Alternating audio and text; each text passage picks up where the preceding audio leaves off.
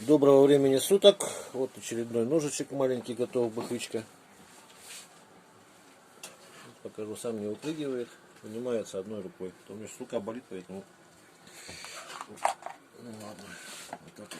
В общем, достаю. Обещал его показать на кухне применение. Хотя это не кухонный нож, я повторяю, это нож для леса. То есть универсальный.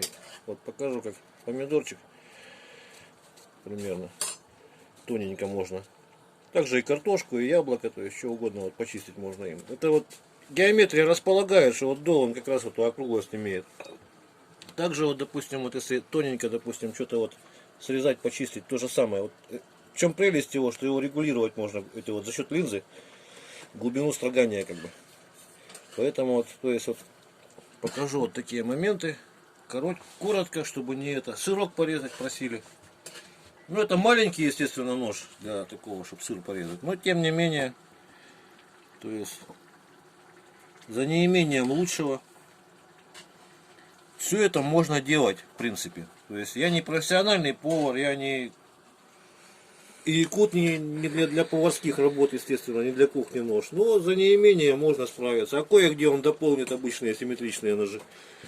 Вот, и такие вот вещи, как вот, например... Замороженное сало, я вот почему про этот дол говорил, что вот в этом месте нет сопротивления, и поэтому он врезается лучше. То есть симметричный нож его клинить будет, а этот нож не клинит. И поэтому вот он вот такое вот сало совсем оно напрочь с морозилки и режет, сами видите.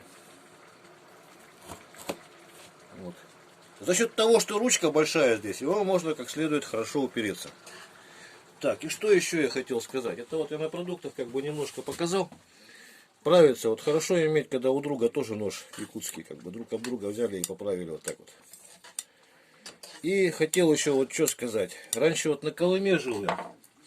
Ножички у нас были поуже, и дол был узенький, и вверху здесь расположен как бы.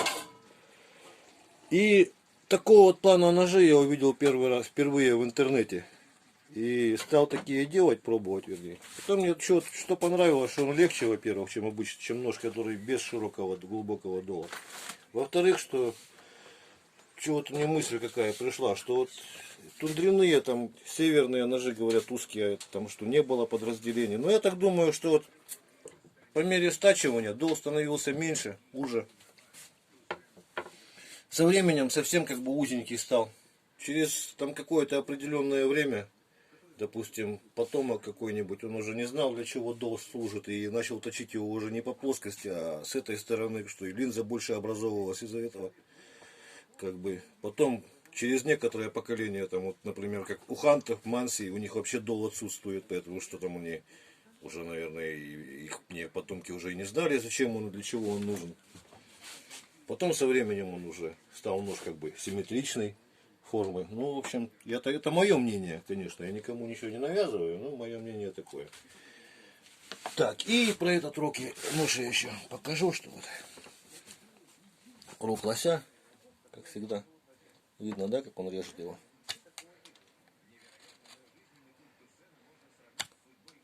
Ну, то есть рез здесь, это вот он наточенный, ни на каких, ни на водных камнях, ничего, я не специально ничего не покупаю. Простыми наждачками и нож об нож, вот как показал.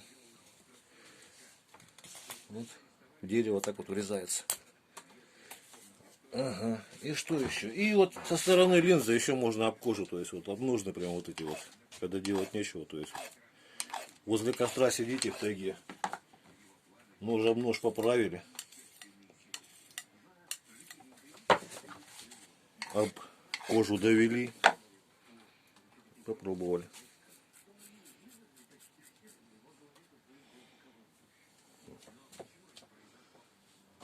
Видно, да? Ну, в общем, примерно. Вроде бы все, что хотел сказать. Если что-то забыл, в следующем ролике добавлю. Всего доброго, до свидания.